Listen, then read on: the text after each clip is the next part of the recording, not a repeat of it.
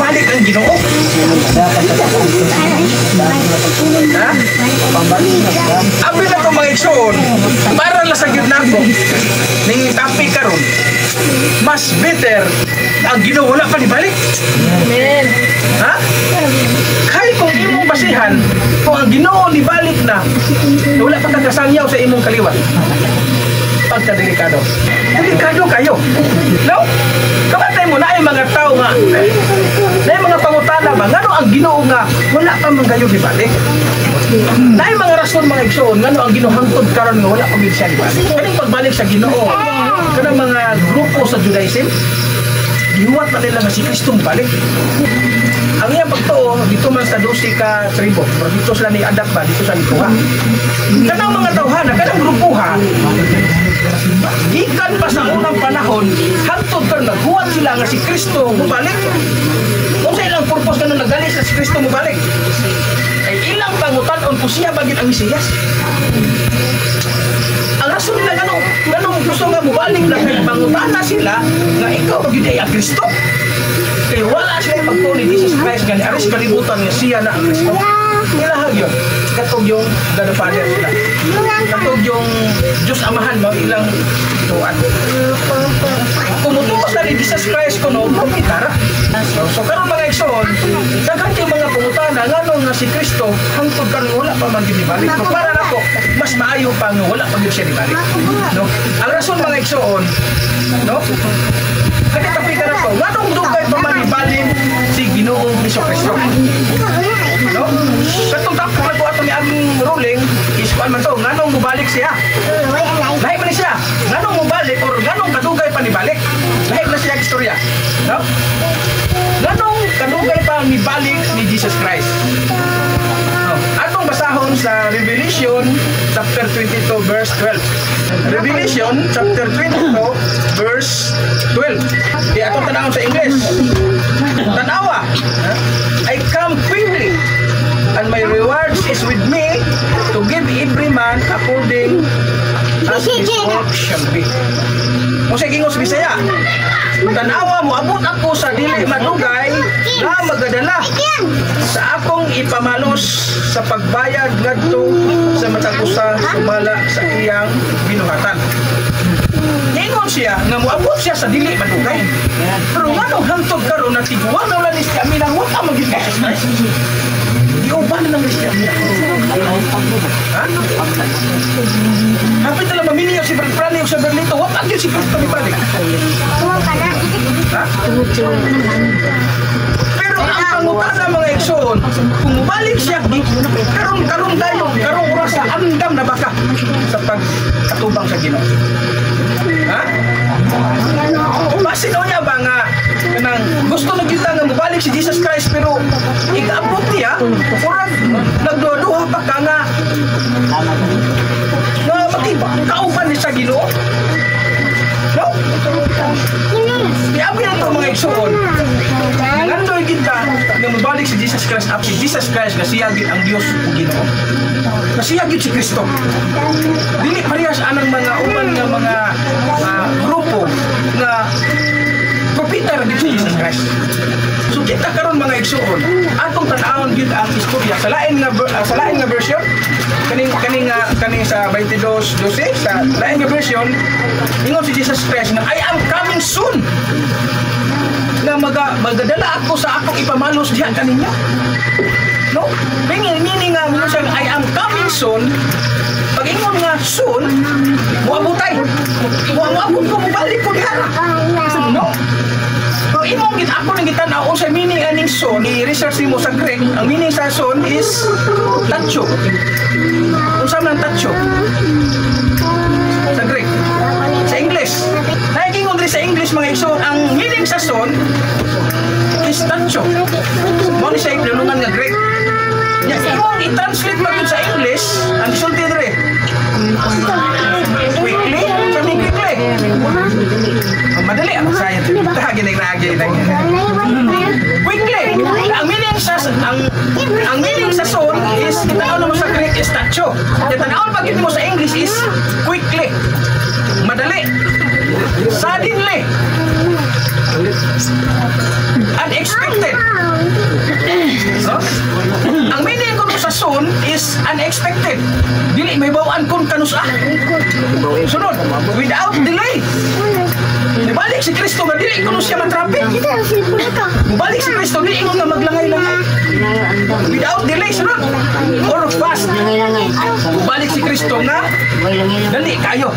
So ang imong tan-aw di ay ang pagbalik ni Kristo. Pero ngano nga daghan kayo mga pangutanan nga akong nadunggan kayo. Ingon sila nga nanganagpo ng among mga natubuan ng bata wagi Kristo nga nibalik. No? Kung ingon ta nga ngano sa kadugay pa ni Kristo nibalik, kung ingon ta nga na-traffic ba si Kristo? Nadili ba ang iyang mga saad? Wala pa man gid siya nabalik. No? Pero mga igsoon, kung atong tan-awon, pero para na ako diyan, mas mayo na gid mobalik si Jesus Christ. Dili gyud lalim magpaabot mga igsoon nga ginsay nakasuway nato dire. Doon na mo isabot, no? Doon na mo agreement sa usa ka tawo, doon na mo isabot unya. Ikay ni una og tunga sa inyong gisabutan. Unsa may imong bation nga ikaw naghuwat nga dugay niabot ang imong gipaabot? Kumingon ka ba nga? Sige Brad, sabot ta Brad. Anang oras ha, ana ka mag-abot, niabot na lang og pila ka oras wala gyud abot ang imong gipaabot unsa imong bation. Lagot ka? Imong kausap pay layo. Kaya naman, dili na rin magpaabot. Pero mas lisod ipaabot nga wala na kay paabotong puntuwa ka sa impyerno kung puwang ang imong pagpagsalig sa Ginoo. Kung ang tao may impyerno bitaw, umabot na siya sa impyerno, wala na siya paaboton. Isa pa may paaboton kung wala siya sa impyerno. Wala kita karon kung wala bisag wala kasi Jesus Christ ako lang gini ang tahon tungod sa paglaom nga mutuota nga si Jesus Christ bisag dugay pa bisag wala pa nga mubalik siya ato lang gini siyang agwan tahon, no? So na dunay pangutana nganong kadugay ba gayud mubalik ang Ginoo? Unang tubag tungod kay dili pa panahon.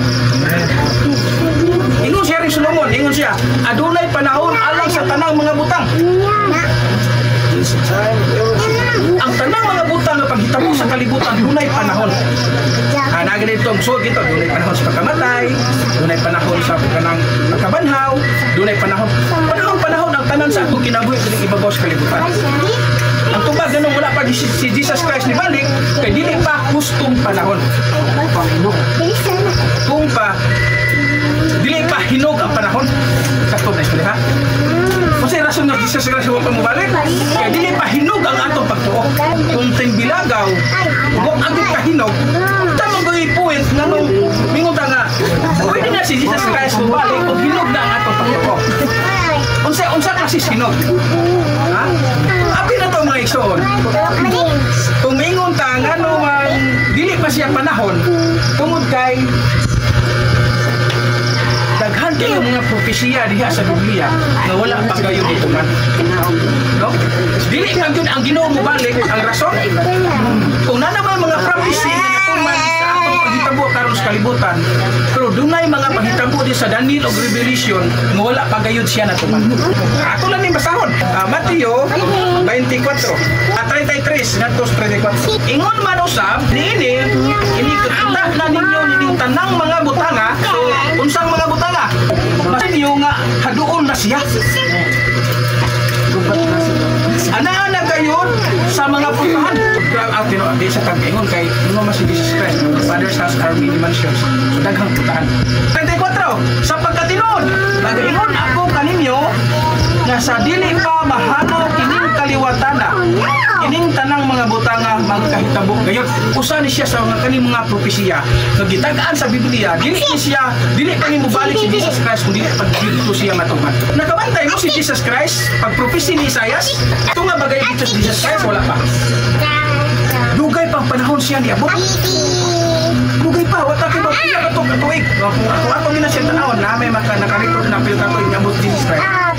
Pag propesi ni Isaias nga mubula ang usa ka tao ha? Kanang pag-usapan ka ng muraw dili ko si Jesus Christ. No? Pero ang ang atong pagsabot ani si Jesus Christ na ang gipropisi ni Isaias. Sa time nga gipropisi si Jesus Christ, diha dayon naabot si Jesus Christ. Karon mga igsoon, pag ingon sa 33 ingon pa sa ini kakita ninyo tindin mga butanga, basara ninyo nga haduol na siya ana-ana gyud siya sa putaran. Literal ba gayud mga igsoon ni Kristo na nasutahan nga nagwiting na siya nga mubalik na gid siya. Imong tan-awon mga igsoon, hatag ra ang istorya ni Jesus Christ. Tan-awon usahay. Layhan ta mo paabot. Ang taw layhan siya mo paabot sa iyang gipaabot. Kung kita mga Kristohanon, wala ba ta layhi sa pagpaabot ni Jesus Christ? Kaya pagili mamatay na lang takitan kapuka din Patakibaw, katod pag yung kanit, anak pagin aning karya, anak pagin aning bata nga generation, mabalik si Jesus Christ. Karon mga igsoon, ginahan bata, nakita generation karon mabalikan ni Jesus Christ. Karon mga igsoon, arita sa ikaduha. Kung sa rason na wala pa si Jesus Christ si balik, tungod kay wala pa masangyaw sa tibuok kalibutan ang iyang kulong. Karon day mga igsoon, kung gihanag yung unta di ay tayo sangyaw, pwede na si Jesus Christ balik. Sahay, murag taas pa panahon sa itong Panginoon. Isa magsangyaw, wala pa masangyaw sa tibuok kalibutan ang iyang kulong. No? Ato na basa ko magyapon sa Mateo 24. Maayong balita, may tungod sa gingharian, igawali ngadto sa tibuok nga kalibutan, ingon nga pagpamatuod ngadto sa tanang kanasuran ug unya moabot na ang katapusan. Pugihan magkamuwali sa pulong sa Ginoo karong panahon na. So sa imong pagkakristohanon, pila na ka tawo imong nawalihan? Halag wala mo to. At least naabot nila ang pulong sa Ginoo. Ang purpose sa Ginoo gyud ngano nga hindi na siya mobalik. Nga wala pa siya nibalik. Tungod man gud kung mobalik siya daghan pa tawo nga wala maluwas. Sugod ang kabrad lang imong ubang kaliwat imo nga di malaki. Hala na lang og dili siya motuo. At least naabot nimo ang iyang pulong. Ang pulong sa Ginoo naabot sa iyang hunahuna og iyang nadungog. No? What if mga igsoon o mag-impirno? Dili lang ang tao. Gusto ka, ikaw napuyo ka sa bugnaw nga dapit. Bulawan ipupan. Nang ipuyan sa imong kaliwat. Nag-antos. Ha? May na to. Mag-antos lang ka dito sa kalibo katuig. 1 million katuig. Kukira. Liman ka. Timan na atong puna-punaon o bayo. Ang yawa doon na siya gahom. Pero dili siya dili siya makapalong sa gahom sa Ginoo nga maong no? Diba? Doon na siya gahom. Pwede tanya titalon. Pwede siya makakital na to. Tungod sa iyang gahom, pero di ay mas lupig ang iyang gahom kaysa gahom sa Ginoo. Di man ka?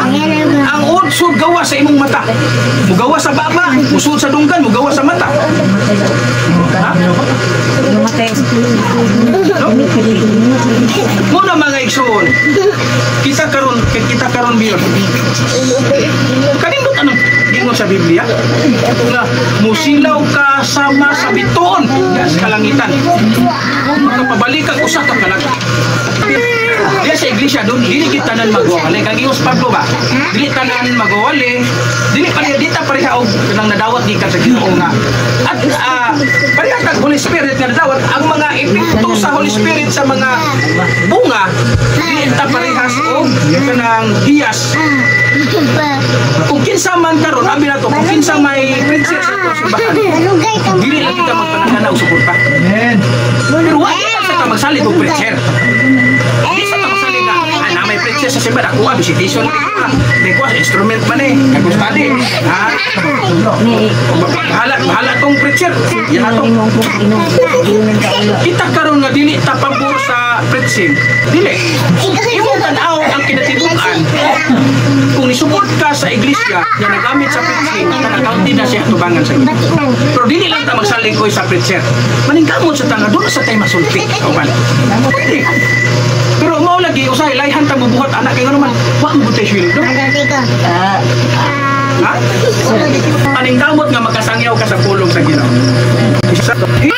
nila pag hinulsol sa mga tao karon wala pay Kristo kita usahay nagsalig lang tas magsalig lang tayo sa gingon ni Pablo sa Roma saan nila pagtuo nga wala nila hidunggi?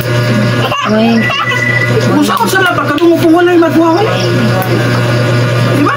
Kung ikaw man dili ka magwawali nga imong nadawat di ka sa Ginoo nga gasa, ang importante lang gini mo, sa gingon ko na balik kay puta support gyud sa taong nagwali. Sa kaigsuran nga nasa iglesia nga nagwali. Support kita. Kung wa jud kay kahatag nga kwarta, ana panikamot lang ampo niya nga makasabot tong nabila. Ana lang. Ha? Kumingon ka ba nga, wag ko'y hatag snacks, Brad. Ako lang ani, Brad. Mag-ampo lang ko, Brad, nga dawat sila sa pulong sa Ginoo. Okay, mao na karon mga igsoon, si Kristo mo balik, wa siya magpasabot nga nagdugay-dugay siya. No? Kita rin nagdugay-dugay sa pagsangyaw. Happy Di pagit kita mo dugay og sangyaw. Atong samton na si Kristo di gid siya nagdugay-dugay gyud siya kani. Okay, tanan mga igsoon no, ang mensahe ni Brother Gerald Mercado nga kabahin sa second coming of Jesus Christ. Nya, salamat kay mga igsoon sa pagtanaw. Nya, ang Ginoo mag-aubag natong tanan.